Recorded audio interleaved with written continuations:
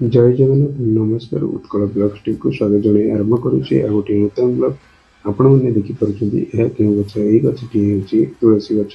तुलसी गछ को आम सर्वदा देवी मार मान्यता दे था कारण तुलसी गछ को हिंदू धर्म पूजा कर गचर उपकारिता मानव जीवन अन्यतम अटे। यही गछ जो स्थान लगा जाए से स्थान माटी को मथरे मारी बाहर को गले आप समस्त कार्य सिद्धि लाभ होता है। यही गछ पत्र रस को महू सहित मिसाई सेवन कले थंडा काश ज्वर भल होता है। एमतीक अनेक रोग रक्षा पाइबापी तुलसी गछ को व्यवहार कर।